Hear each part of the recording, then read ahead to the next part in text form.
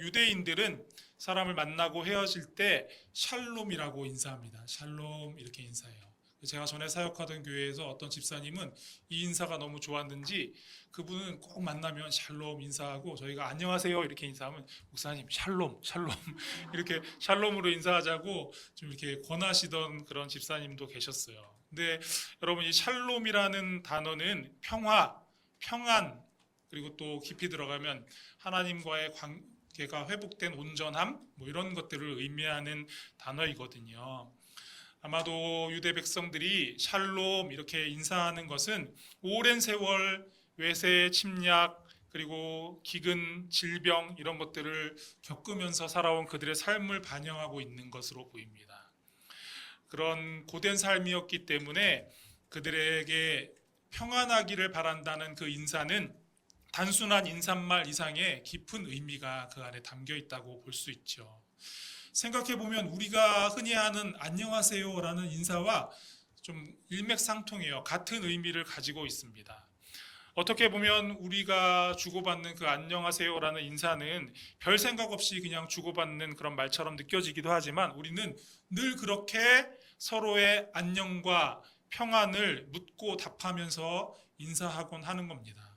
우리 민족 역시 역사 가운데 수많은 전쟁과 가난과 어려움을 통과해 왔기에 서로의 평안을 묻는 이 짧은 인사 속에서 어쩌면 우리가 오래도록 바라왔던 그 소원이 그 안에 담겨 있는 것은 아닌가 하는 생각도 듭니다. 여러분 우리 모두 다 평안하기를 원하죠. 여러분도 다 평안하기 원하시죠? 네, 오늘 만나고 또 다음 주에 돌아와서 다시 만날 때까지 평안하기를 원하시잖아요. 가정이 평안하기를 원하고 자녀들이 별탈 없이 살아가기를 원하고 건강하고 또 경제적으로도 어려움 없이 살아가기를 원합니다. 그런데 우리의 삶은 우리가 바라는 것과 같이 그렇게 뜻대로 그렇게 되지 않을 때가 참 많은 것 같아요. 갑작스런 전화 한 통 때문에 마음이 무너지는 소식을 들을 때도 있고요. 모든 일이 잘 풀리는 것 같아서 마음을 놓고 있었는데 예상치 못한 문제가 우리 삶 가운데 어떤 사건으로 크고 작은 사건으로 발생하기도 합니다. 건강 문제, 자녀 문제, 경제 문제, 또 관계의 갈등처럼 미처 준비하지 못한 사건들이 갑자기 우리의 삶을 마구 뒤흔들어 놓을 때가 있습니다. 그래서 우리는 자주 이 문제만 해결되면 마음 놓아도 되겠지. 형편이 조금 풀리면 편안해지겠지. 이렇게 생각을 하죠.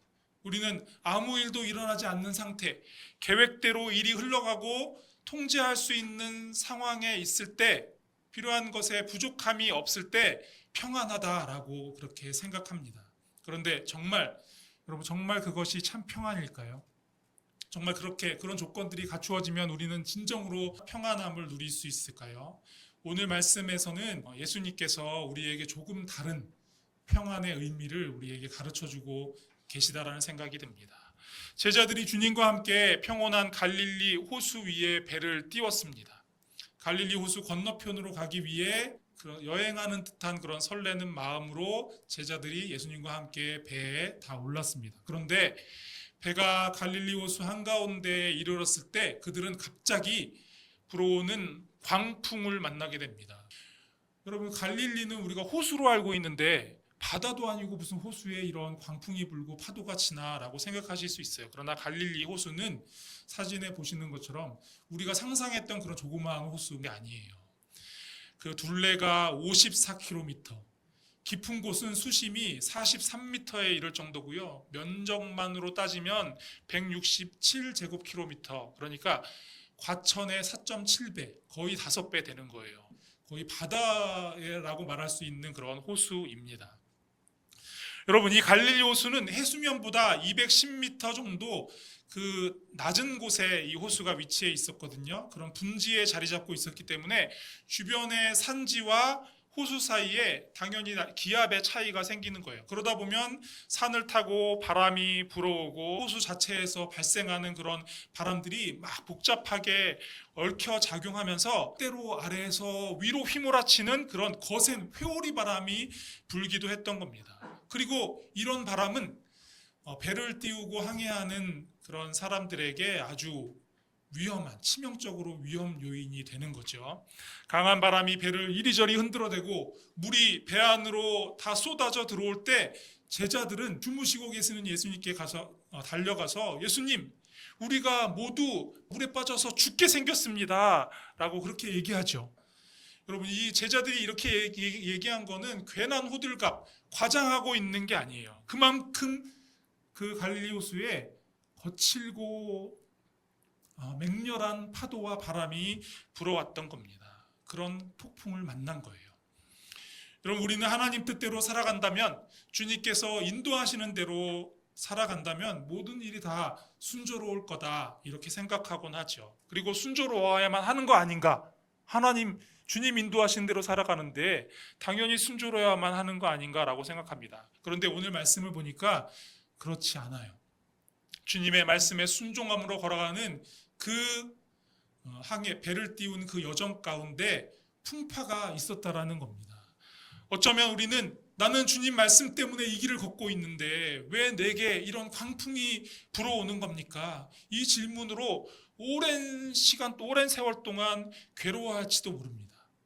마가복음 4장 38절에 기록된 것처럼 우리가 죽게 된 것을 왜 돌아보지 아니하십니까? 라고 항변하듯이 주님께 따지고 물을 수도 있을 겁니다. 그러나 사실 우리는 이런 질문 가운데 괴로워하고 아파하기 전에 먼저 주님을 다시 바라보아야 합니다.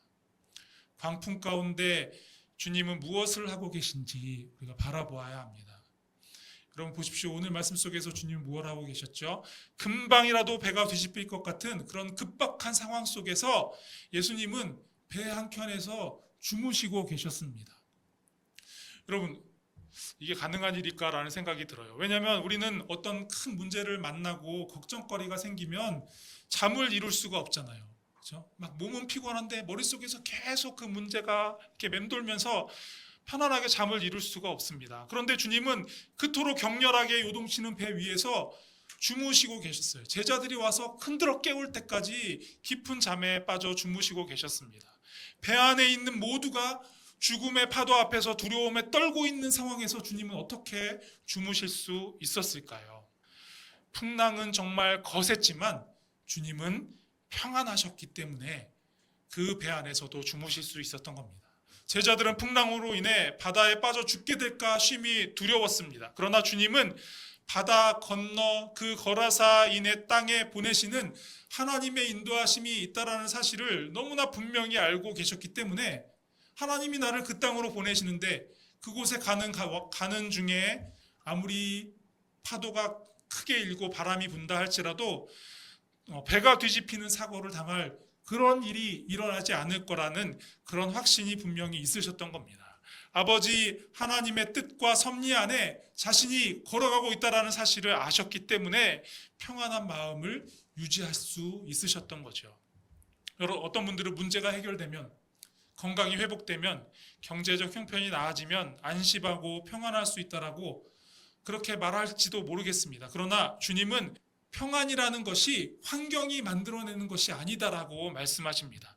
진정한 평안은 하나님을 향한 흔들리지 않는 신뢰와 믿음에서 오는 것이다 라고 지금 배에서 주무시는 이 모습을 통해서 우리에게 가르쳐 주시는 거예요. 그래서 주님께서 제자들에게 뭐라고 말씀하시죠? 너희 믿음이 어디 있느냐 라고 물으시죠. 그렇죠? 믿음이 있다면 너희가 왜 이렇게 두려워하느냐라고 물으시는 겁니다. 사랑하는 여러분, 우리가 구해야 할 것이 정말 풍랑 하나도 없는 그런 인생일까요? 결코 아닙니다. 우리가 구해야 할 것은 풍랑 가운데서도 하나님을 신뢰하기에 결코 흔들리지 않는 믿음입니다. 그 믿음을 나에게 오늘 주시옵소서 구해야 하는 거죠. 우리가 이 믿음을 가질 때 우리는 어떤 풍랑 가운데서도 참 평안을 누릴 수 있게 될 것입니다. 풍랑이 일어날수록 오히려 우리의 믿음은 더욱 굳건해지는 그런 놀라운 은혜를 누릴 수 있게 될 것입니다. 여러분, 풍랑을 만난 배 안에서 어떤 일이 일어나는지 다시 한번 주목해 보십시오. 제자들이 주무시던 예수님을 깨우자 주님이 그 거센 바람과 물결을 꾸짖으시면서 이렇게 말씀하십니다. 마가복음 4장 39절에 이렇게 기록되어 있어요. 분명히 주님께서 그 바람과 바다를 향해서 잠잠하라, 고요하라 이렇게 말씀하셨다라고 기록하고 있습니다. 그렇게 말씀하셨을 때 주님의 말씀대로 거친 바람과 물결이 언제 그랬냐는 듯이 고요해지면서 물러갔습니다. 주님의 말씀에는 광풍을 잠잠하게 하는 능력과 권위가 있었던 겁니다. 여러분, 구약 성경에는 시편 여러 곳에서 바다를 제압하시는 하나님의 능력이 묘사되어 있거든요.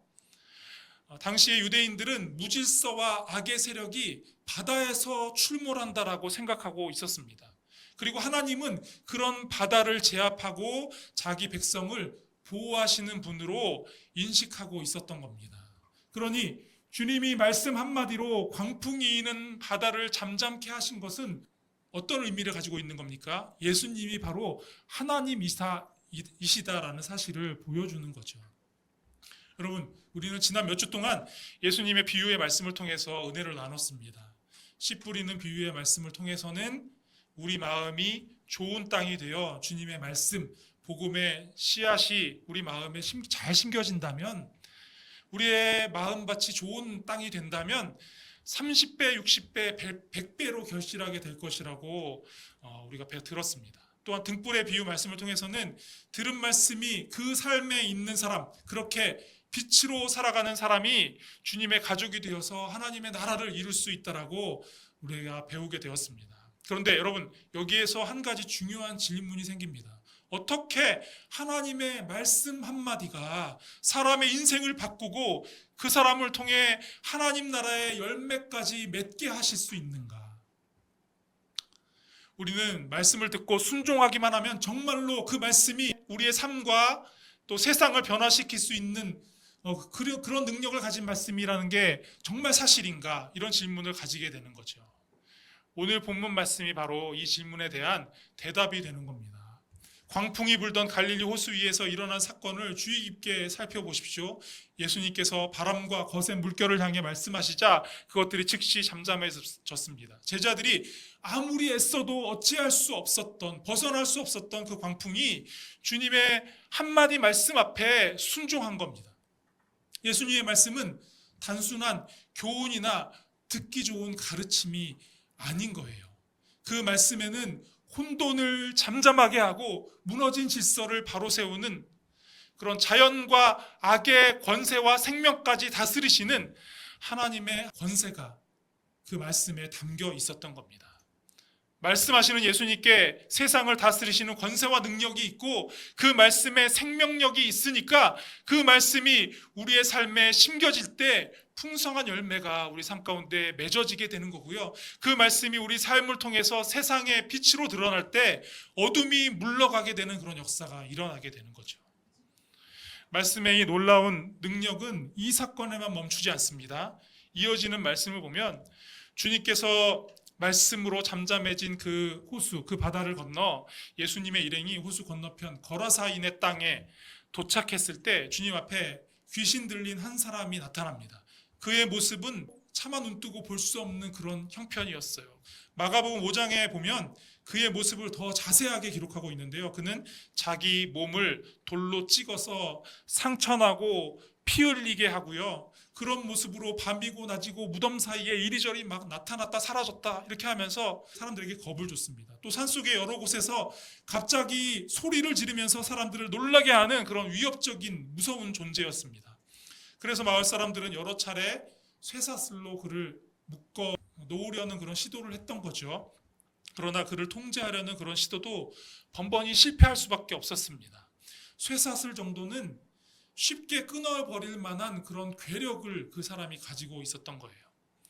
마을 사람들이 아무리 여러 방법을 취해서 귀신 들린 이 사람의 고통스러운 그 문제를 해결해 주려고 해도 그 문제는 조금도 해결할 수 있는 방법이 없었습니다.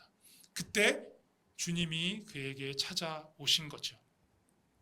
한 사람을 사로잡아 그 인생을 완전히 폐허로 만들어 놓은 악한 귀신에게 주님께서 이름을 물어보시죠. 너의 이름이 뭐냐? 그때 그 귀신들이 우리 이름은 군대입니다 라고 대답합니다. 한둘이 아니라 수많은 악한 귀신들이 한 사람 안에 들어가서 그를 그토록 괴롭게 하고 있었던 겁니다. 그러니 그 모습이 그토록 끔찍할 수밖에 없었던 겁니다. 예수님께서 주저하지 않고 그를 향해 큰 소리로 단호하게 명령하시죠. 더러운 귀신들아 그 사람에게서 나오라. 주님의 이 한마디 말씀에 귀신 들렸던 사람이 정신이 온전해져서 옷을 챙겨 입고 자리에 앉았습니다. 악한 귀신들을 쫓아내는 능력이 주님의 말씀에 있었기에 그 사람이 주님의 말씀 앞에서 온전한 사람으로 회복될 수 있었던 겁니다. 여러분 어떠신가요? 이 사람의 이야기를 들어보시고 어떠세요? 거라사 광인의 이야기가 단지 성경 속의 이야기로만 들리지 않습니다. 오늘 우리가 살아가고 있는 시대를 한번 보십시오. 끝없는 경쟁 속에서 우울증과 공허함을 이기지 못해 스스로를 방에 가두고 고립시킨 청년들이 얼마나 많은지 모릅니다.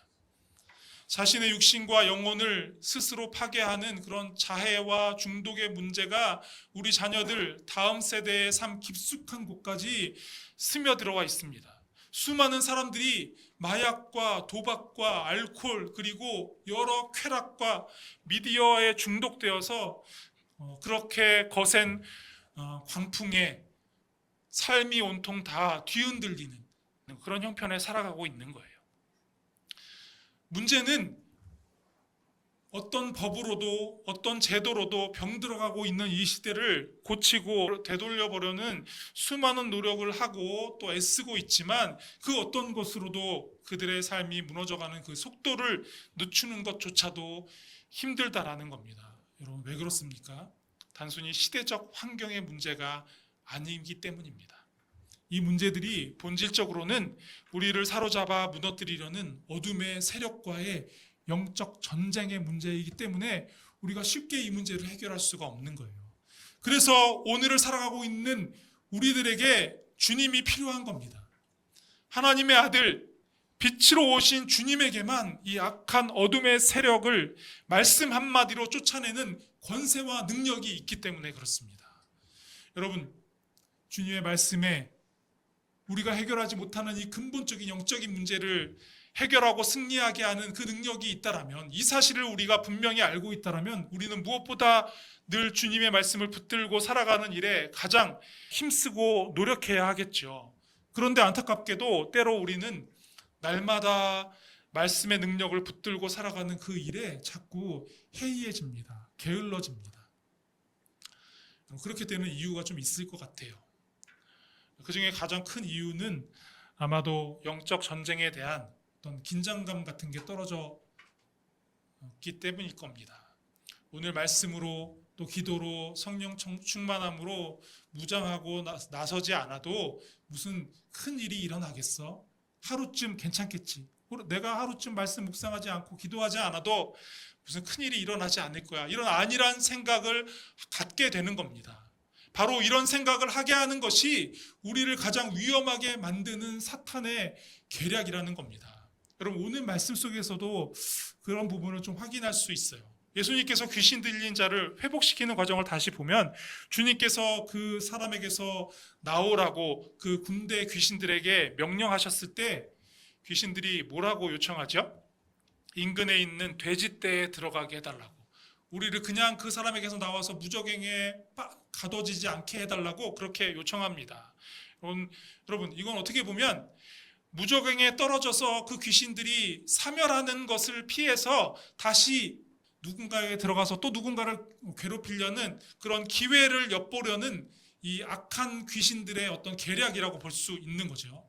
그러나 돼지떼에 들어간 귀신들은 결국에 그 뜻을 이룹니까? 그 뜻을 이루지 못하죠. 결국 낭떠러지로 돼지떼가 다 낭떠러지로 떨어지면서 몰살하게 됩니다. 고대 사람들은 바다 깊은 곳에 무적행의 감옥이 있다라고 믿고 있었거든요.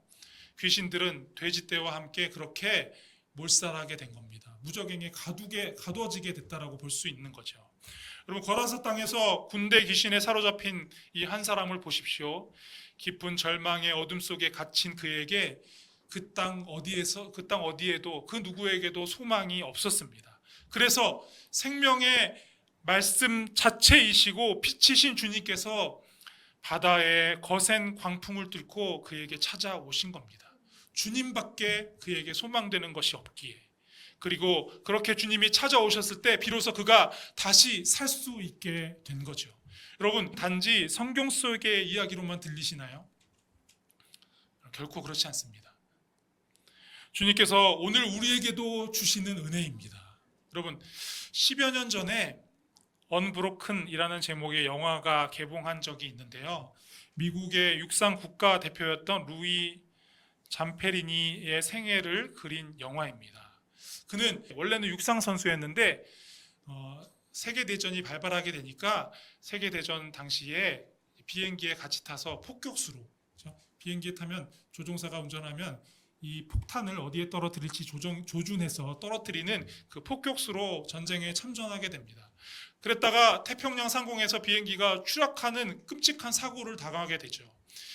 망망대해에서 무려 47일간 뗏목을 타고 표류하면서 죽음의 위기를 넘겼는데 얼마 지나지 않아서 적군에게 붙잡혀 잔혹한 포로 수용소에서 지옥 같은 그런 학대와 고문을 겪게 됩니다. 시간이 흘러 전쟁이 끝나고 기적적으로 그는 그때까지 잘 버텨서 미국으로 돌아올 수 있게 되었습니다. 사람들은 그를 살아 돌아온 영웅이라고 추앙하면서 환호했습니다. 그러나 그의 삶을 덮친 진짜 거센 영혼의 광풍은 그때부터 시작되었습니다. 매일 밤 자신을 끔찍하게 고문했던 악질 간수의 환영과 악몽에 시달리게 된 거예요.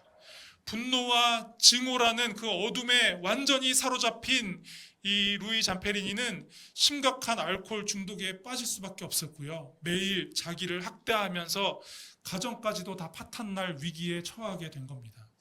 세상에 그 어떤 위로로도 그 어떤 도움으로도 그를 얽매고 있는 분노와 상처의 쇠사슬을 끊어낼 수가 없었습니다.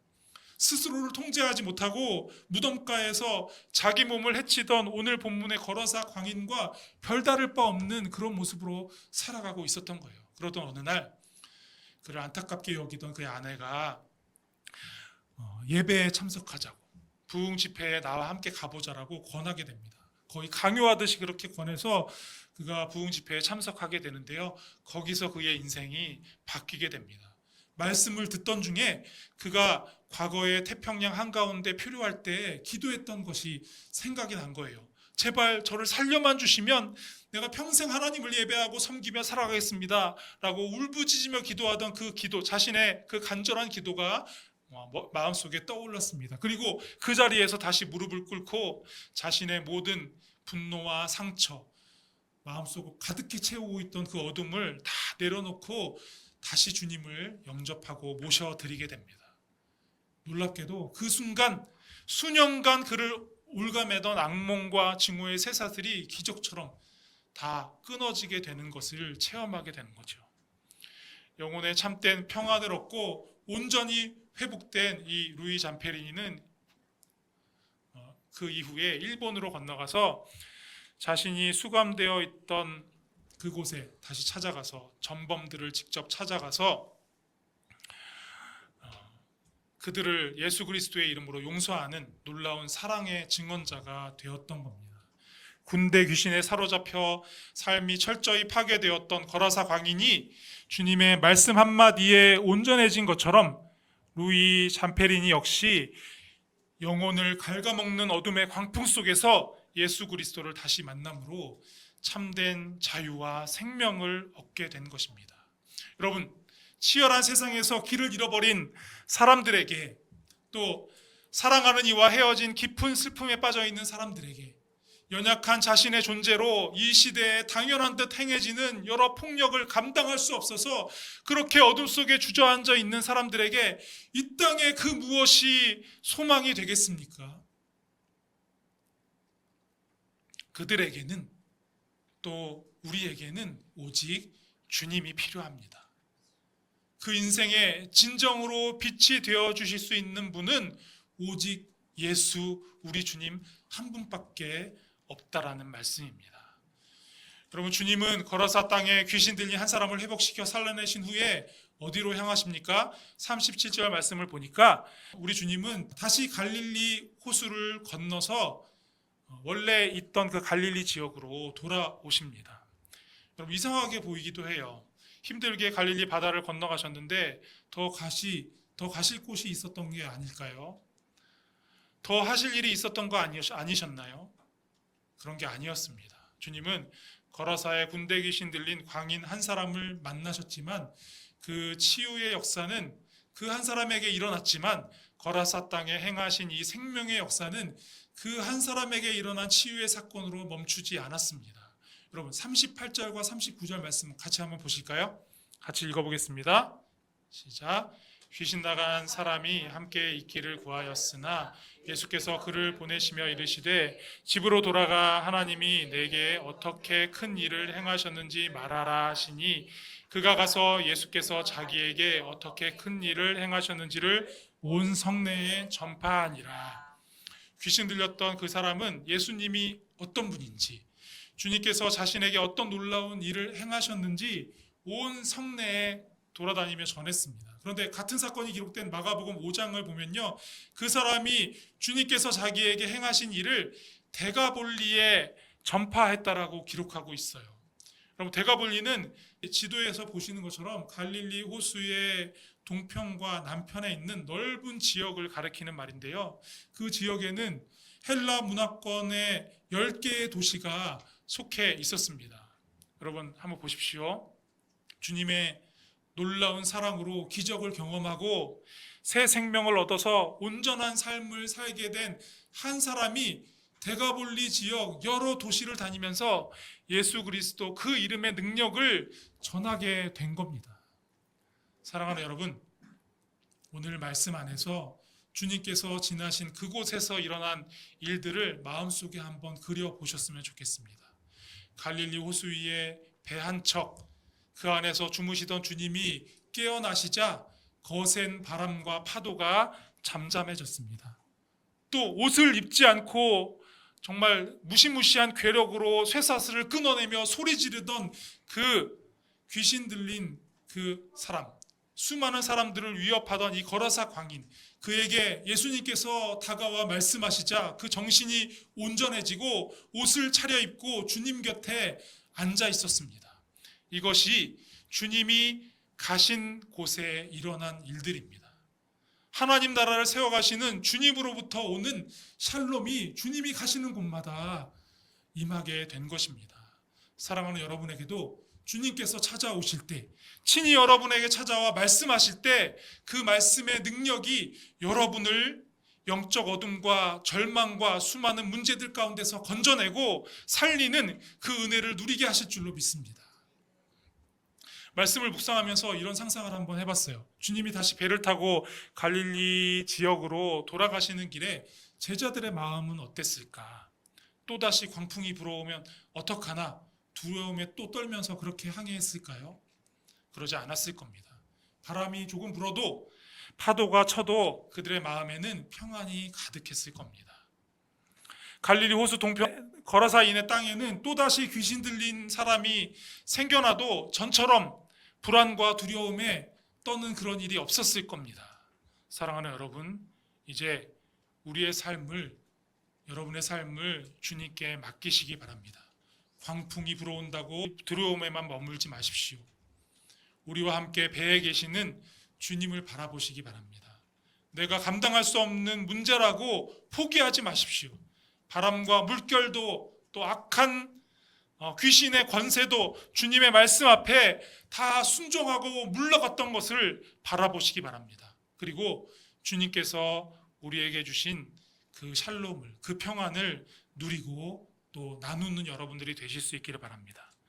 거라사에서 회복된 사람이 자기 삶의 자리로 돌아가 예수님께서 행하신 일을 전했던 것처럼 우리도 가정으로, 일터로, 세상으로 돌아가 주님이 주신 평안을, 우리의 삶 속 가득히 채워주신 그 평안을 흘려보내는 여러분들이 되시길 바랍니다. 이번 한 주 두려움보다 주님을 선택하십시오. 내 생각보다 주님의 말씀을 붙드십시오. 그리고 내가 서 있는 그 자리에서 예수 그리스도의 이름의 능력을 드러내는 여러분이 되시길 바랍니다. 주님이 지나가신 자리마다 광풍이 잠잠해지고 무너진 사람이 다시 일어났습니다. 진정한 샬롬이 임했습니다. 이제 우리를 통해 주님이 지나가시게 하시길 바랍니다. 우리의 가정의 일터에 우리가 만나는 사람들의 삶에 하나님 나라의 그 평안, 샬롬이 임하도록 주님과 함께 살아가는 우리 모두가 되기를 우리 주님의 이름으로 간절히 축원합니다.